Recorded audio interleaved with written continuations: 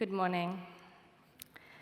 In the early 2016, at the height of the refugee crisis in Europe, I traveled to Greece to set up AMNA, an organization that provides psychosocial care to people displaced by conflict. Our work began in a small village on the Greek-Macedonian border, where 15,000 refugees had been stranded by the recent EU-Turkey deal.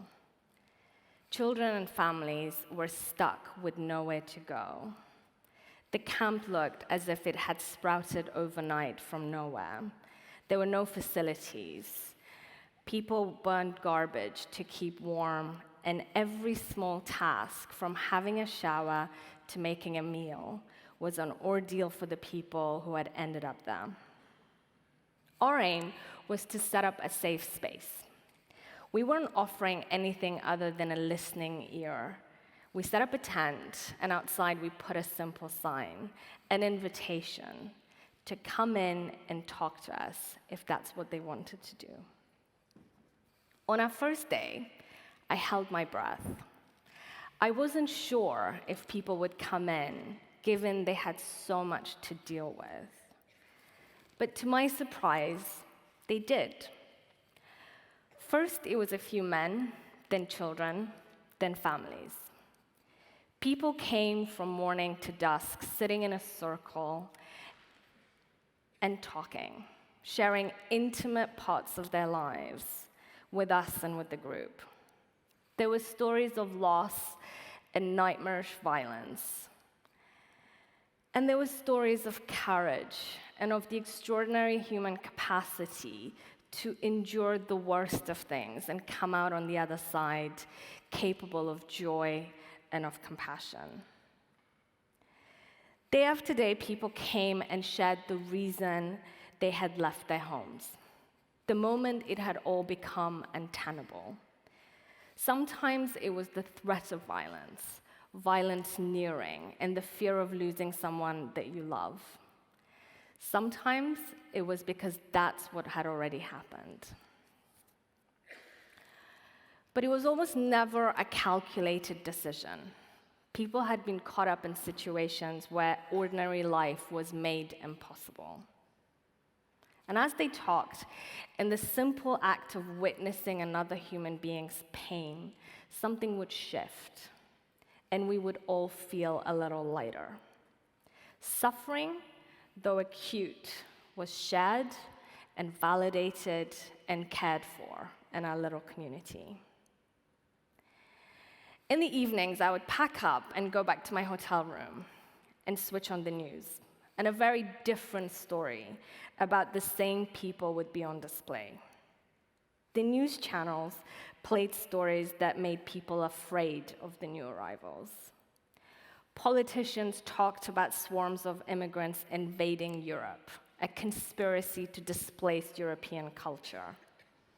There were debates about real refugees and economic migrants. Did they really have no choice was a question that was asked over and over again. Very little that I saw on the news reflected what I had witnessed in my day in the camp. On the news, there were no stories about why the conflicts that were displacing people were happening in the first place. No mention of the war on terror and the 40 million people it had displaced. No mention of the drones that buzzed over villages, keeping people in a constant state of fear. There was nothing to explain how years of relentless violence impacted individuals or a family. There was no discussion about how violence humiliates and diminishes whole communities. Nothing about the way children remember violence in their bodies.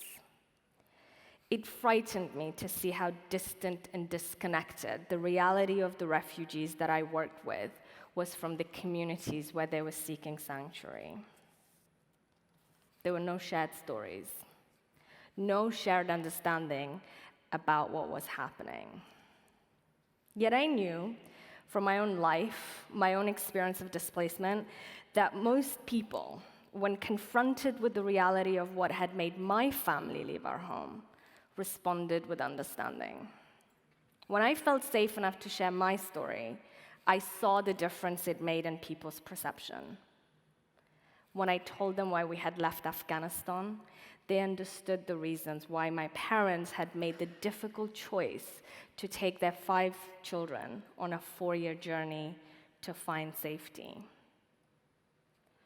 What if people could connect with refugees as ordinary people, caught up in circumstances outside of their control? What would happen if refugees could share their stories in their own way, to bridge this gulf between how people saw them and the reality of their situation? Could witnessing and honoring another person's suffering help to lessen it as it did in our groups? 2 years ago, we set out to work on a storytelling platform that enables refugees to tell their stories on their own terms. We wanted to create something that combined art and authentic storytelling in a way that empowered the storyteller and engaged those who wish to understand. The result is Sada, Amna's storytelling platform. Meaning voice in Farsi, Sada is an invitation to step into our world and our lived experience. I'm privileged and honored to launch the platform here with you and share one of the stories, the story of Yasser, a Syrian man whose courage got his family to safety in Turkey. The invitation here is to connect with Yasser and understand his choices. Please play the video. As we waited to leave, I kept questioning whether it was the right thing to do. I was taking my family to Turkey. They had an opportunity to cross legally, and I would try to cross after them with the smugglers. We tried to stay in Syria, but it had become impossible. My parents couldn't come with us. It was the hardest goodbye of my life.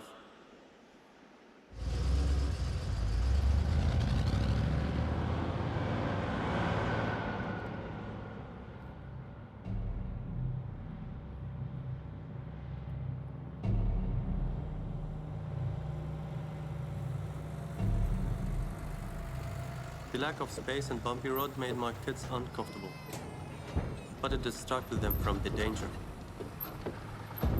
When we finally made it to an FSA checkpoint, the soldiers joked that we had to go back. I couldn't believe that they would joke about such a thing.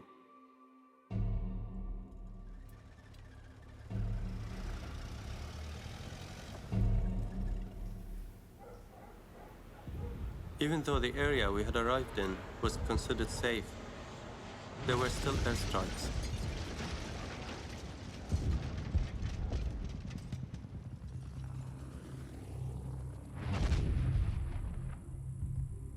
My kids would ask questions all the time. My wife and I could only tell them that things would be better soon. When my family's application to cross to Turkey was approved, I was so happy. They would be safe. But saying goodbye at the border was so hard. I didn't know when I would see them again. I didn't know how I would continue to manage without my wife's support and seeing my children. I felt so lonely.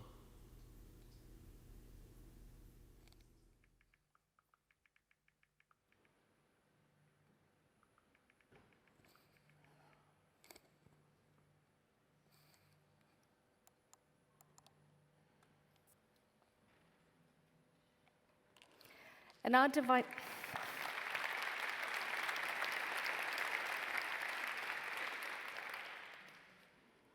our divided world, shared stories matter. They create a bridge, an opening for a different path away from violence. They can be a step towards understanding, compassion, and ultimately a recognition that we're all interconnected. As the conflict began in Ukraine, I traveled to Poland to set up safe spaces for refugees coming out of Ukraine. And I could see immediately how a connection with another European community had created a far more compassionate and more humane response than what I saw in Greece in 2016? Could sharing and connecting through story stretch our compassion beyond our identities and help us connect to all human beings as one interconnected community? Sada is our offering to the world, a way to sit in our little tent, to listen, to witness, and hopefully to understand. Thank you.